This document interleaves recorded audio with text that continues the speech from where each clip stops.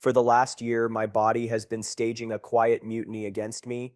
It started subtly, the way a slow leak begins in a basement you never visit.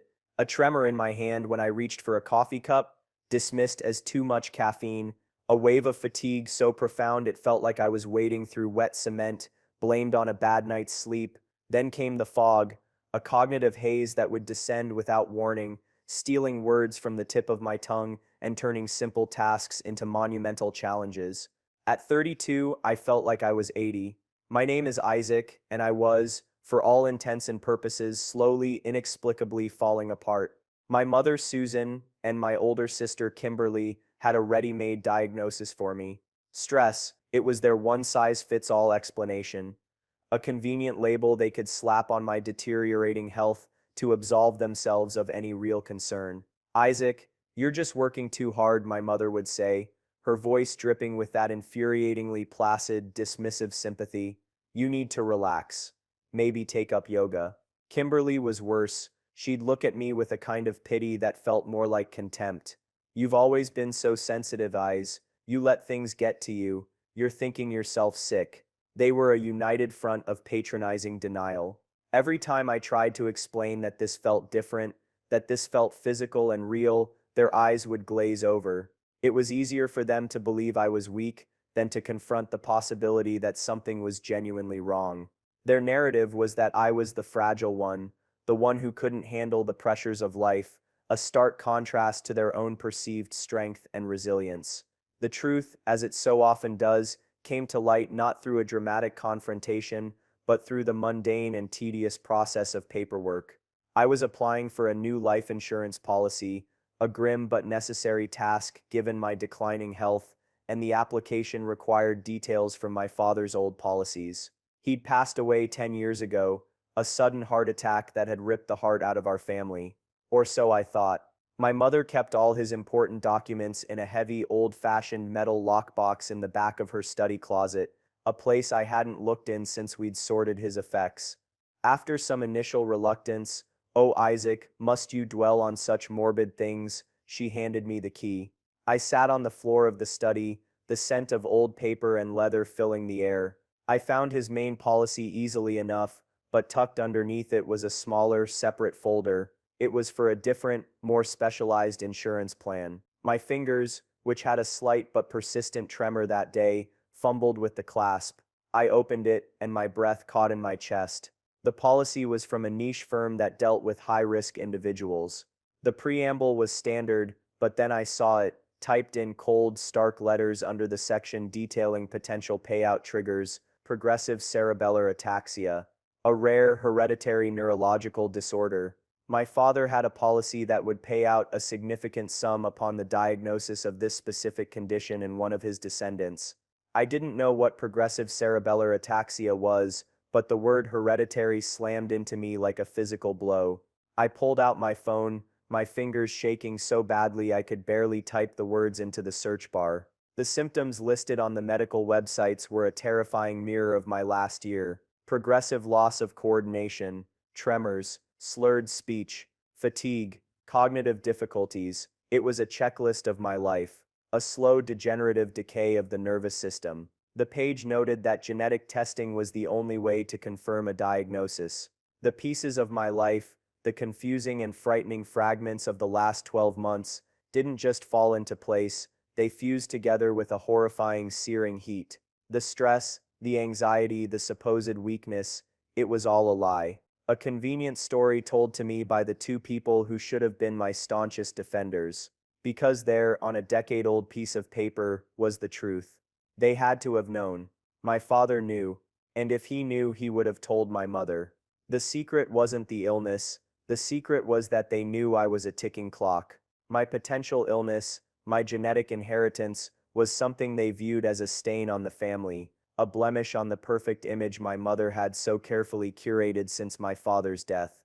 A son with a degenerative neurological disease didn't fit into the picture of the strong, successful family she projected to the world. A fragile son was an inconvenience, a source of shame. A sick son was a narrative she refused to allow. They watched me struggle, they watched me fear for my own sanity, and they chose to let me suffer in a prison of ignorance rather than risk tarnishing the family name. But that wasn't the worst of it. The betrayal went deeper. As I sat there, stunned into silence on the floor of my mother's study, my eyes fell on another set of documents tucked into a sleeve at the back of the folder. These were different. Heavier paper stock bound with a legal ribbon. The title at the top read, "The Harrison Neurological Care Trust." My father's name was David Harrison. My name is Isaac Harrison. My heart hammered against my ribs. I read on, my mind struggling to process the dense legal language. My father, a man I remembered as kind and loving but not particularly financially savvy, had been far more prescient than I ever imagined. He hadn't just known about the risk, he had prepared for it with meticulous, heartbreaking foresight. He had set up a massive ironclad insurance trust funded by a separate policy I never knew existed, specifically for this exact scenario. It was designed to provide lifelong top-tier medical care, living expenses, and research funding for any of his children diagnosed with the condition. The sum was staggering. It wasn't just a safety net, it was a fortress. And then I saw the section on administration. The trust was to be managed by an independent corporate trustee. My mother, Susan, was listed only as a conditional reporting advisor. She had a duty to report a diagnosis, but she had absolutely zero legal authority to control or access the funds. Yet, as I stared at the document, a chilling memory surfaced. A few years ago, my mother had mentioned managing Dad's legacy and the complexities of the estate. She'd waved it off as boring financial stuff, but I now realized it was something else. She had somehow seized control of it. She had been illegally controlling my lifeline, my inheritance, my future. The money that was supposed to save me was instead funding her comfortable life and Kimberly's shopping sprees. The sheer calculated cruelty of it was breathtaking. They weren't just watching me drown, they were standing on the shore holding my life raft and complaining about the weather. The anger when it came was not hot and explosive. It was a cold, quiet thing that settled deep in my bones. It was a moment of absolute horrifying clarity. The fog in my mind lifted, replaced by a razor-sharp focus. I carefully placed the documents back in the folder, put the folder in my briefcase, returned the lockbox to the closet, and walked out of that house. My first call wasn't to my mother or my sister to scream and rage. It wasn't to a doctor to confirm my fears. It was to a man whose name I found after a quick focused search on my phone, a lawyer specializing in trust and estate litigation. My war had begun, and my enemies had no idea they were even on the battlefield. The days that followed were a strange blur of detached action and profound internal turmoil. My first step was the medical confirmation. I couldn't move forward on suspicion alone. I needed the cold, hard fact of the diagnosis to be my foundation. I found a top neurological clinic in the city 2 hours away, ensuring there was no chance of running into anyone my mother or sister knew. The process was clinical, impersonal, and terrifying. The needles, the MRI machine's rhythmic percussive banging, the cognitive tests where I struggled to recall simple lists of words. Each step was a confirmation of what I already knew in my gut. The doctor, a kind woman with weary eyes, was gentle but direct. She told me the genetic test results would take 2 to 3 weeks. That waiting period was the crucible. It was during those weeks that the full weight of my family's betrayal settled over me. At night, I'd lie awake, my body buzzing with a low-grade tremor, and my mind would drift back through the years, re-examining memories that were now tainted, their meanings horribly altered. I remembered my father. He was a quiet man, an architect, precise and thoughtful. He had a slight tremor in his right hand, the same one that now plagued me. My mother had always dismissed it. "Oh, it's just David's essential tremor," she'd say with a wave of her hand, as if it were a charming quirk. "He gets it when he's tired." I now wondered if that was the official story for a much more terrifying truth he was living with. I remembered one Saturday when I was about 15. I was helping him build a bookshelf in the garage. He dropped a hammer, his hand suddenly spasming. He looked at his hand, not with frustration, but with a deep, hollow sadness.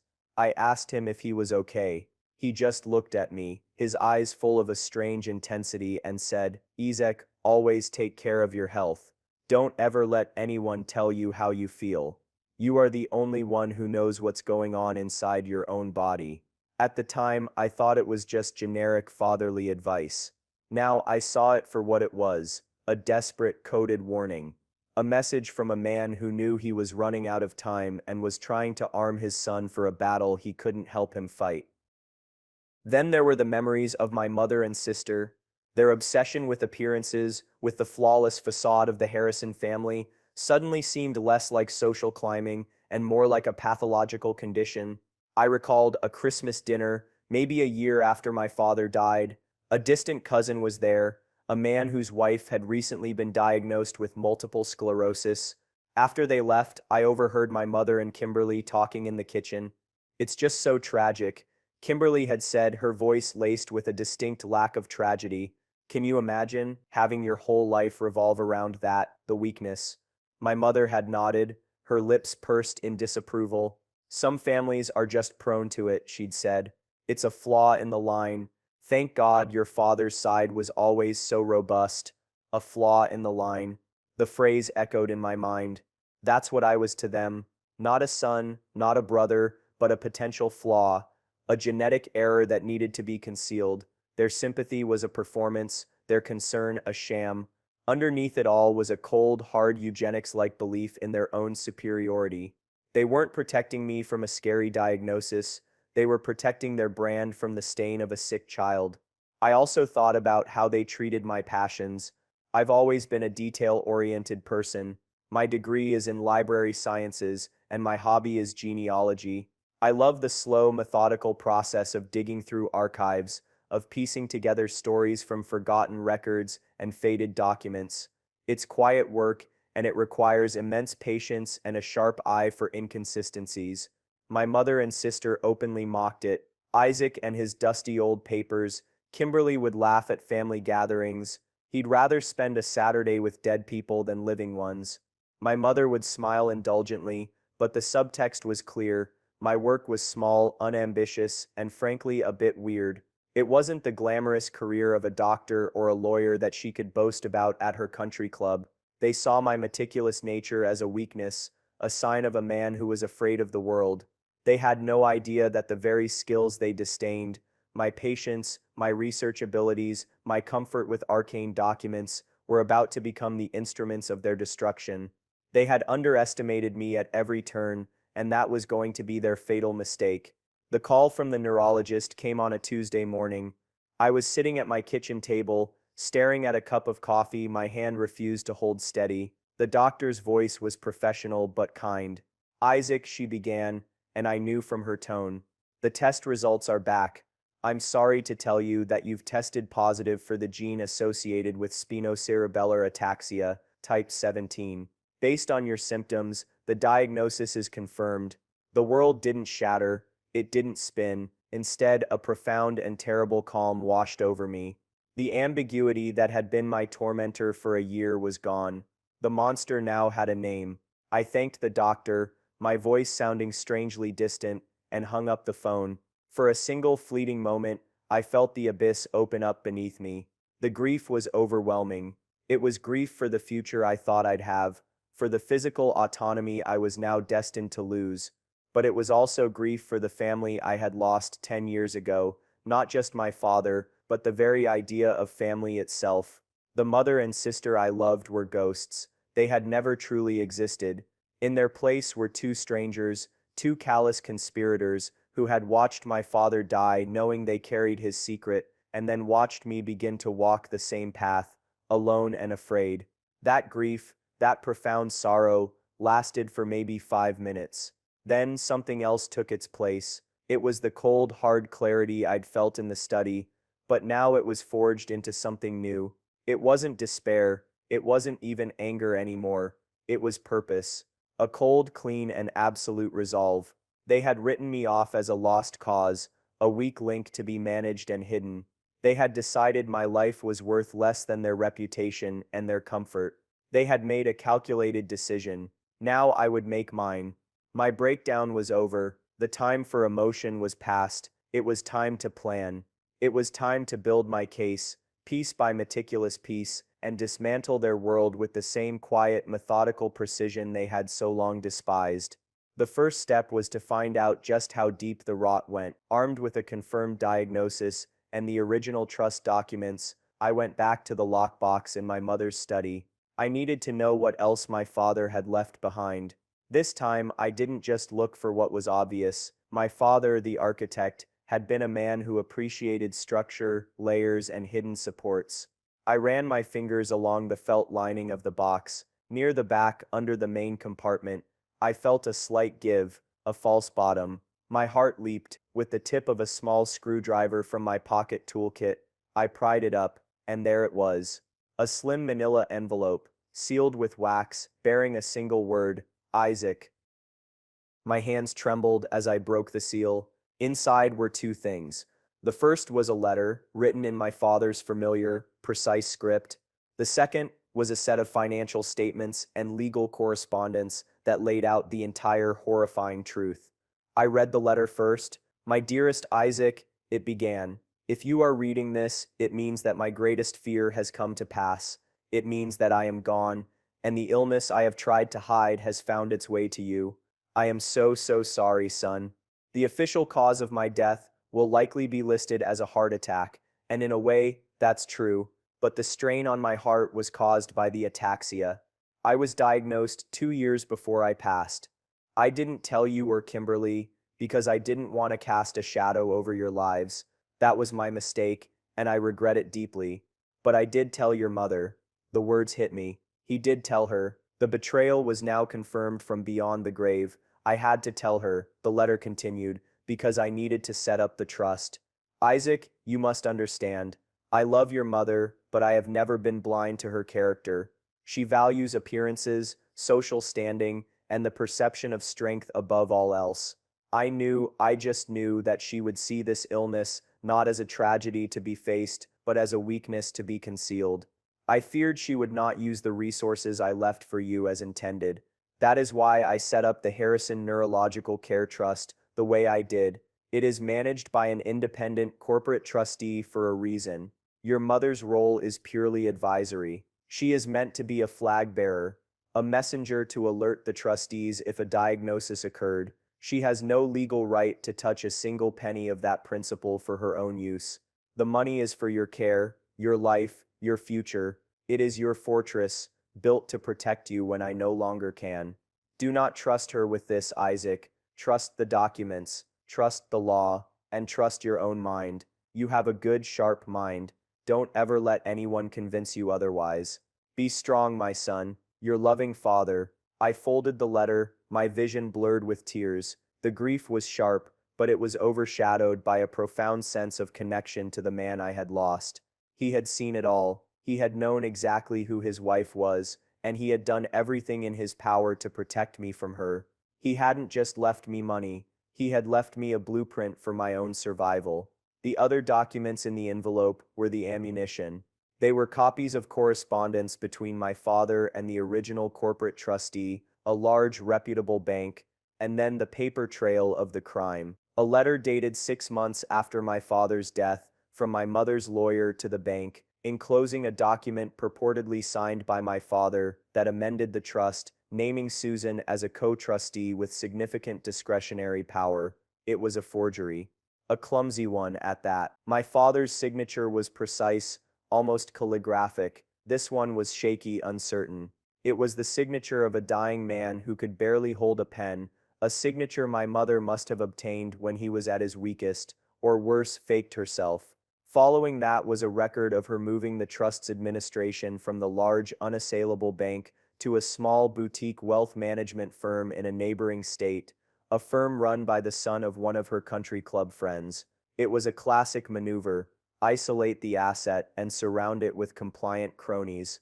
The final documents were the last 2 years of statements from this new friendly firm. They showed a pattern of systematic plunder, monthly management fees paid directly to my mother, large lump sum withdrawals categorized as family expenses or property maintenance.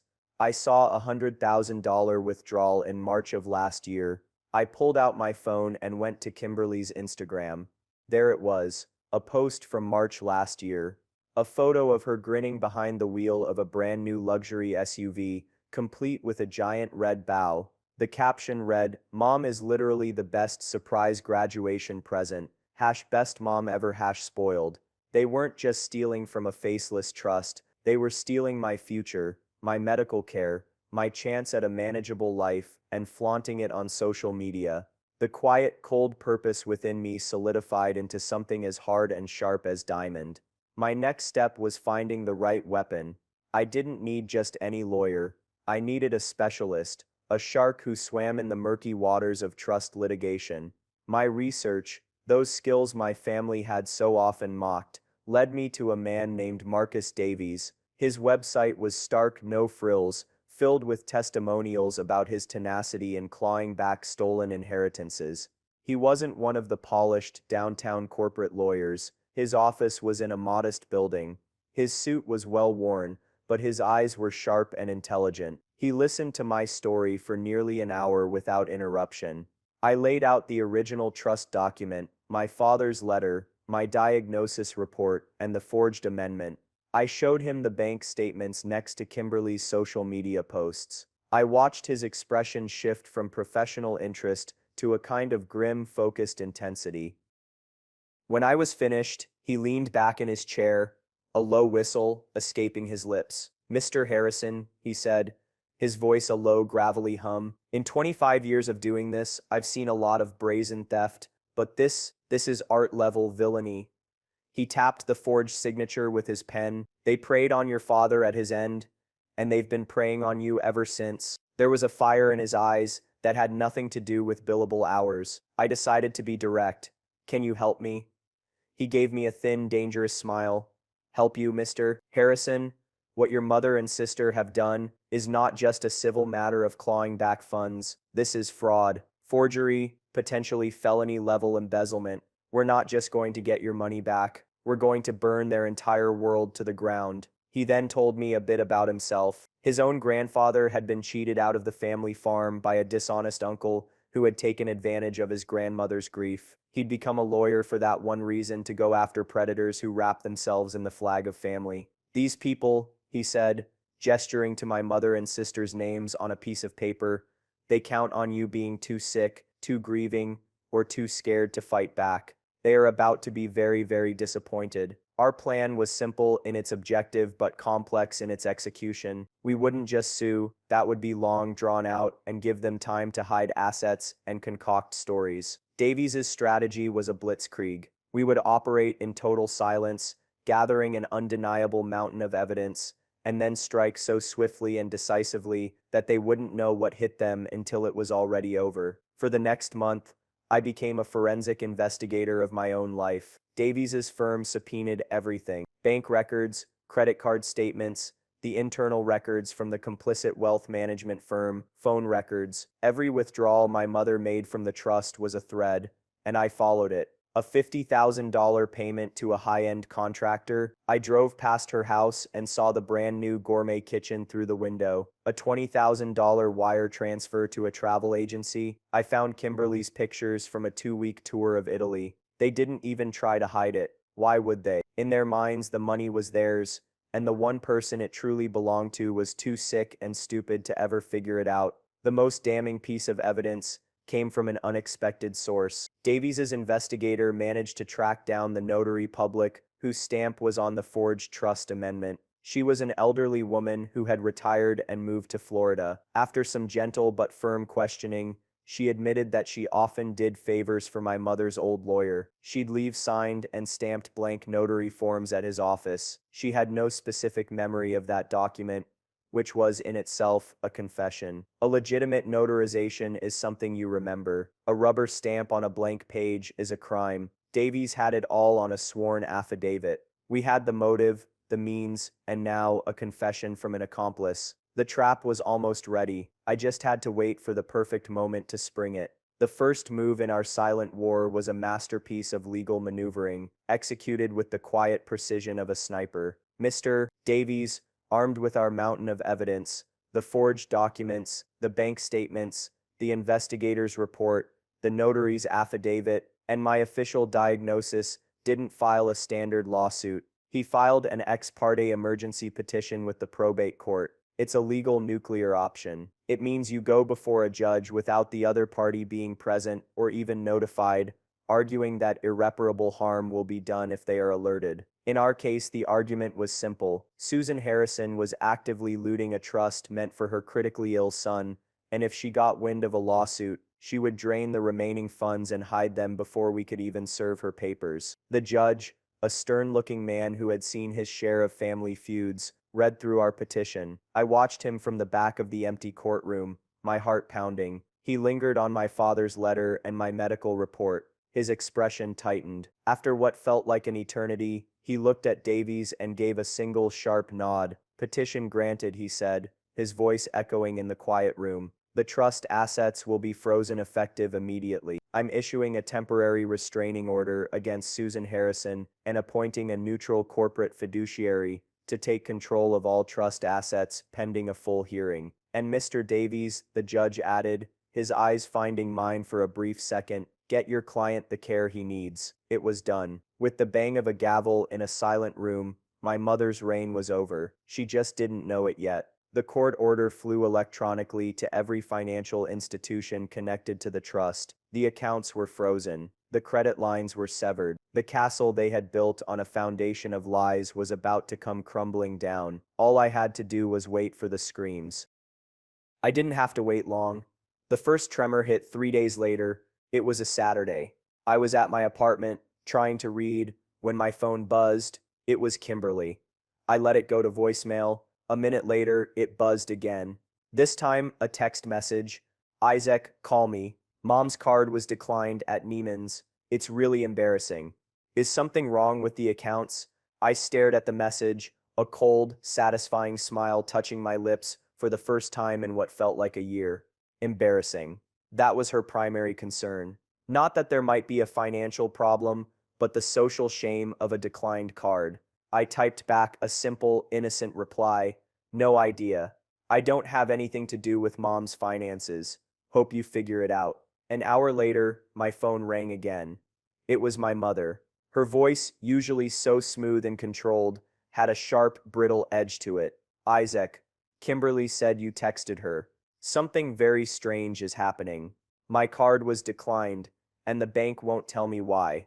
They said to speak to the trust administrator. I called David at the firm, but he's suddenly in meetings all day. This is ridiculous.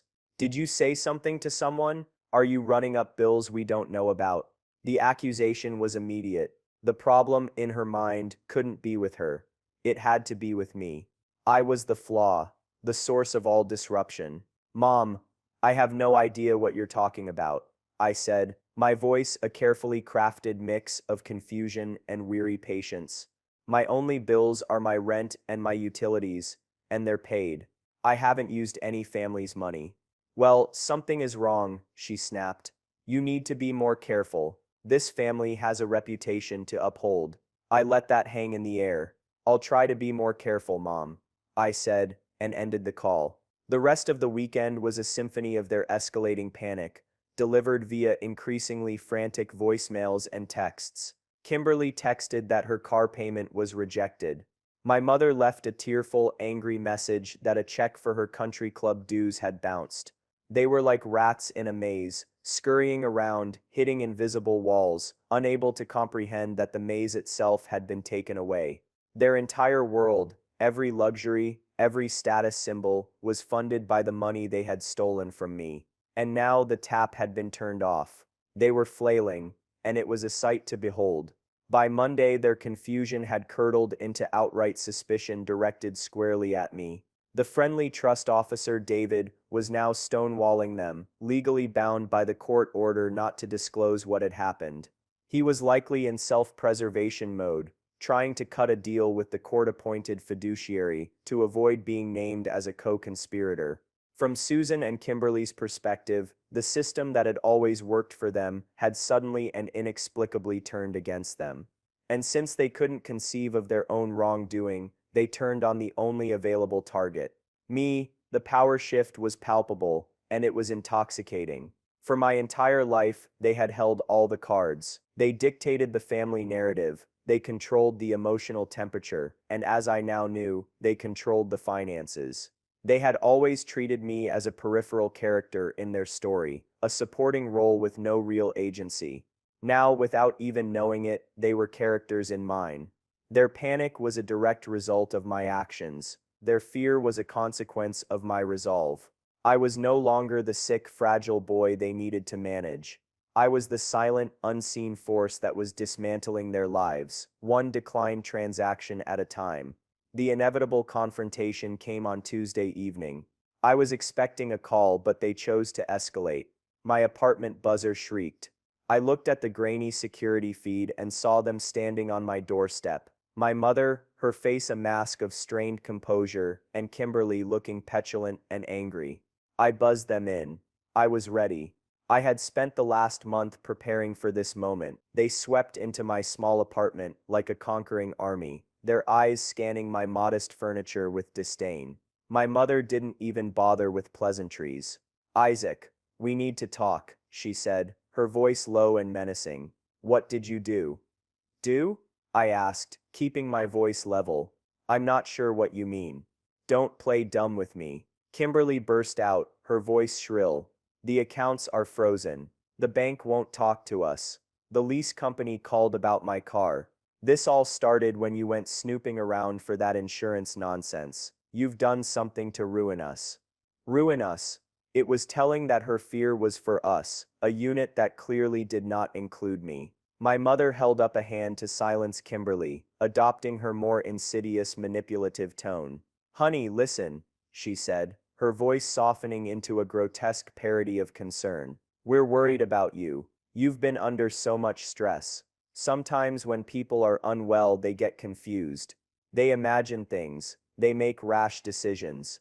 Did you call the bank and tell them some kind of story? You can tell us. We'll fix it." This was their strategy, gaslighting. They were trying to convince me that I was insane, that my actions were the product of a sick mind, that I was the author of my own delusions. It was the same tactic they had used for the last year, but now it had a desperate, frantic energy. They weren't just trying to manage my feelings, they were trying to reverse engineer a catastrophe. I just stared at them. I didn't argue. I didn't defend myself. I let their accusations hang in the air, heavy and toxic. My silence was a weapon they had never encountered before. They were used to me being defensive, to me trying to explain myself. My calm, steady gaze seemed to unnerve them more than any angry outburst could have. "I haven't done anything, Mom," I said quietly. "Maybe the problem isn't with me." This was the wrong thing to say. Kimberly's face twisted in rage. "Not with you? You're the one who's falling apart. You're the one who can't even hold a coffee cup steady. Dad would be so ashamed of you, destroying this family, throwing away everything he worked for." The mention of my father was a mistake. The cold resolve in my chest hardened into ice. "Don't you dare speak about Dad," I said, my voice dropping to a low, dangerous register that made both of them flinch. "You have no idea what he worked for." The power dynamic in that room had fundamentally, irrevocably shifted. They had come here expecting to intimidate and manipulate a weak, sick man. They found something else. They found a stranger sitting in their son's and brother's chair, a man who looked at them not with fear or confusion, but with a chilling, detached calm. They didn't know that I had a copy of my father's letter in my pocket. They didn't know about Mr. Davies, or the court order, or the mountain of evidence sitting in his office. They thought they were playing checkers with a child. They had no idea they were already in checkmate in a game of chess they hadn't even known they were playing. The exodus of their old life began in earnest the next day. A man from the court-appointed fiduciary, a grim-faced accountant named Mr. Miller, sent them an official notice. It informed them that the trust was now under new management, that all their signing privileges were revoked, and that a full forensic audit was underway. It also contained a chillingly polite paragraph explaining that the family home, which I had discovered was purchased and owned entirely by the trust after my father's death, was a trust asset. As they were not beneficiaries in residence, they would need to vacate the property within 30 days so it could be appraised and liquidated in accordance with the trust's objectives. Their world didn't just crack, it imploded. The house was the centerpiece of my mother's identity. It was the stage for her dinner parties, the symbol of her status, the physical manifestation of the successful grieving widow narrative she had so carefully constructed. Losing it wasn't just a financial inconvenience, it was an existential threat. Their desperate counter-manipulation escalated from gaslighting to a frantic, multi-pronged assault. First came the pleading. Kimberly left me a dozen tearful voicemails. Ice, please. I don't know what's going on, but you have to stop it. They're taking our home. Where will we go? You can't do this to us. We're family. The word family was a weapon she wielded with clumsy desperation, not understanding that she and my mother had long ago redefined it for me as a synonym for betrayer. Then came the flying monkeys. My mother, unable to get through my wall of silence, dispatched relatives to plead her case. My Aunt Carol called, her voice full of syrupy, rehearsed concern. Isaac, your mother is beside herself. She's always had your best interests at heart. This legal mess is a terrible misunderstanding. You need to call off your lawyers and talk to her. I simply replied, Aunt Carol, you have been told a story. You don't have the facts. This is a legal matter now, and I can't discuss it.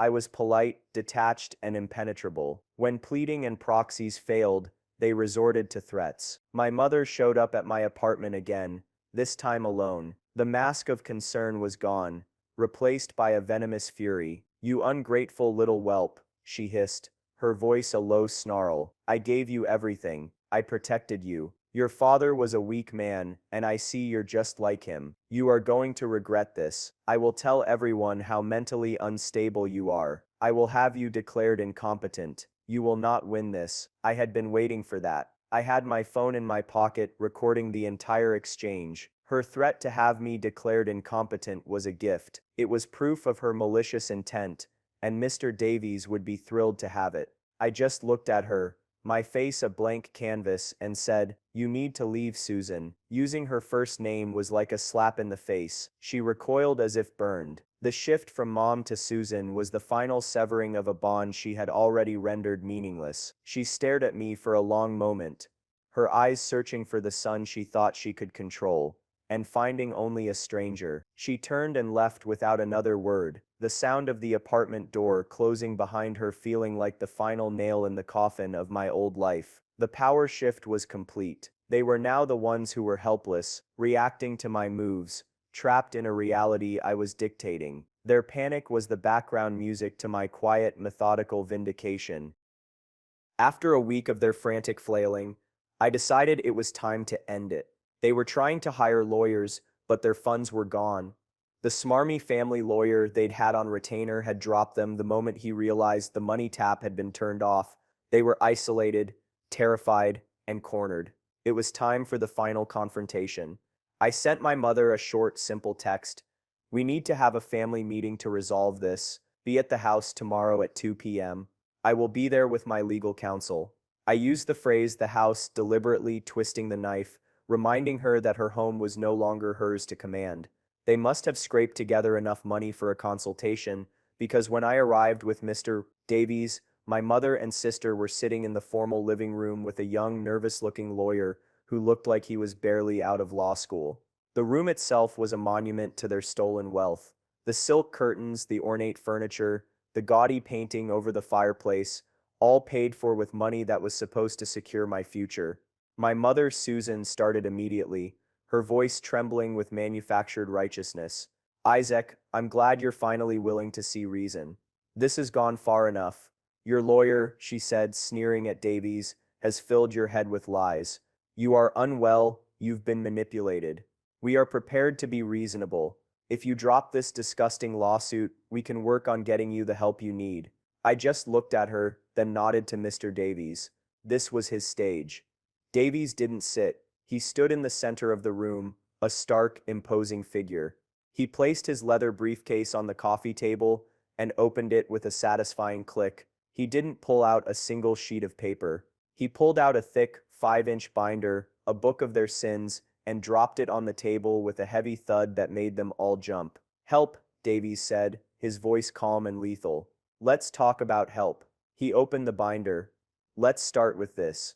Exhibit, a copy of the original Harrison Neurological Care Trust, signed by David Harrison, notarized, and filed correctly, which names an independent corporate trustee and lists Miss Harrison here as a conditional reporting advisor with zero fiduciary authority. He slid a copy across the table. Their young lawyer picked it up, his eyes widening as he read it. And now, Davies continued, his voice hardening, let's look at Exhibit B.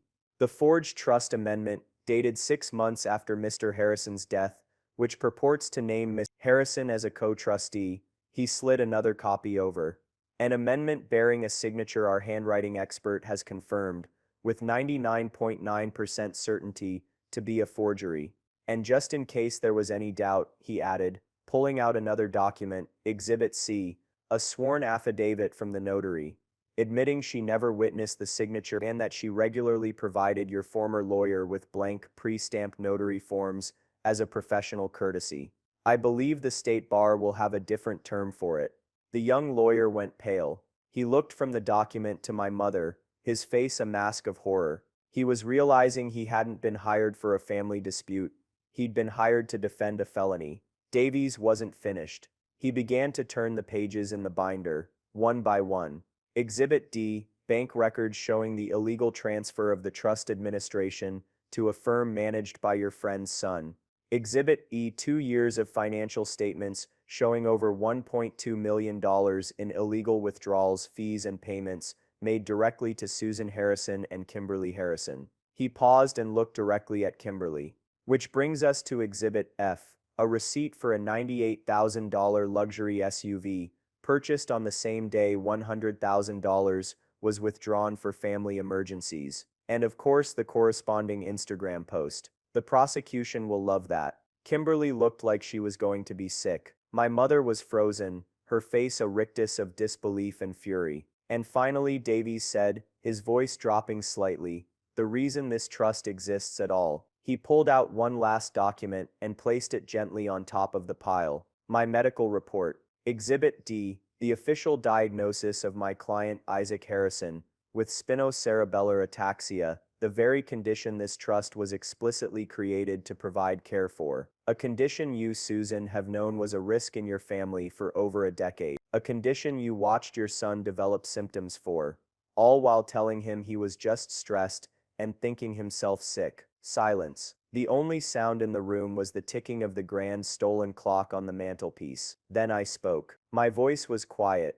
but it cut through the silence like a surgeon's scalpel. You were worried, I said, looking directly at my mother, that my illness would be a stain on this family. I let the words hang there, watching her face crumble. You were wrong. The illness isn't the stain. You are. Your greed, your lies, your cruelty, you are the stain. And now, I said, gesturing around the room at the life they had built with my future, you're being scrubbed out.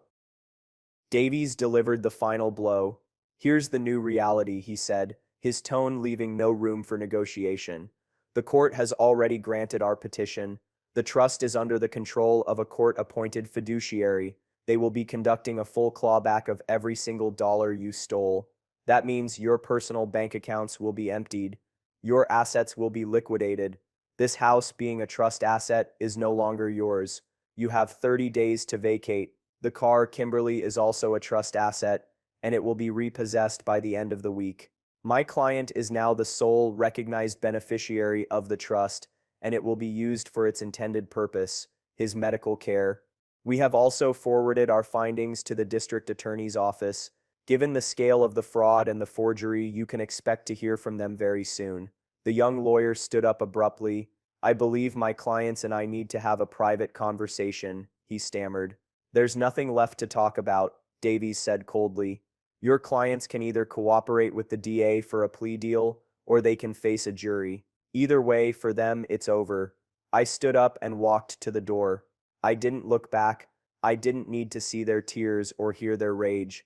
I had seen their true faces, and that was enough. As I stepped out into the bright afternoon sun, I felt a weight lift from my shoulders that had nothing to do with my physical condition. It was the weight of their lies, their manipulation, their betrayal. For the first time in a year, I felt like I could breathe. The aftermath was swift and brutal, a controlled demolition of the life my mother and sister had built on deceit. Mr. Davies was as good as his word. He was a bulldog, The civil suit was a slam dunk. With the evidence we had, they had no choice but to settle, agreeing to a judgment that far exceeded their personal assets. The clawback began. The house was sold within 2 months. I watched from a distance as moving trucks carted away the furniture they'd bought with my lifeline. My mother's personal savings, which were meager once the stolen money was gone, were wiped out. Kimberly had to sell the SUV and most of her designer wardrobe to contribute to the settlement. They were forced to move into a small, cramped rental apartment in a town an hour away, a place far from the gossip and judgment of their country club friends. Their social exile was as complete as their financial ruin. The district attorney's office did press charges. Given my mother's age and Kimberly's youthful indiscretion, as their new court-appointed lawyer pathetically framed it, they avoided jail time. But they didn't escape punishment. My mother was convicted of felony fraud and embezzlement, sentenced to 5 years of probation, community service, and ordered to pay restitution for the rest of her life. Kimberly, as a knowing accomplice, received a similar sentence. The convictions were a public record, a permanent searchable testament to their character, a stain they could never scrub out. As for me, I used the trust exactly as my father had intended. It was my fortress. I was able to consult with the best neurologists in the world, not just in the country. I began a regimen of physical therapy and experimental treatments that, while not a cure, have significantly slowed the progression of my symptoms. The tremors are more manageable. The cognitive fog lifts more often than it descends. The trust gave me the one thing my mother and sister had tried to steal: a future. It wasn't the future I had once imagined, but it was a future I could face on my own terms, with dignity and the best resources money could buy. With a portion of the funds, I established the David Harrison Foundation for Ataxia Research. It was a way to honor my father's memory, to turn his foresight and love into a force for good. His name is now attached to something positive, a legacy of hope and support for others, completely washing away the stain my mother had tried to associate with his genetic line. I am now the one managing his true legacy, not of weakness, but of strength and preparation. Looking back, the entire ordeal taught me a profound and painful lesson. The greatest betrayals are rarely sudden, violent acts. They are slow erosions of trust, quiet campaigns of manipulation waged by the people who are supposed to be your safe harbor. They wrap their cruelty in the language of concern, their greed in the guise of protection. My mother and sister's fatal flaw wasn't just their avarice, it was their arrogance. It was the hubris of underestimation. They looked at me and saw a sick, weak, sensitive man. They saw a problem to be managed, a narrative to be controlled. They never for 1 second bothered to look closer and see a son who had inherited his father's meticulous mind and quiet resolve. They were so busy looking down on me that they never saw me looking back, taking notes, and planning my counter-offensive. They thought they were playing a game against a pawn, never realizing they were challenging the king. Thank you for listening to my story. It's a difficult one to tell, but I believe in the power of sharing our truths, especially when they involve holding those who wronged us accountable. The world is full of people who will try to define you by your perceived weaknesses, who will use your struggles against you for their own gain. My story is proof that the qualities they dismiss in you, your quietness, your attention to detail, your sensitivity, can become your greatest strengths. They are the secret weapons they never see coming.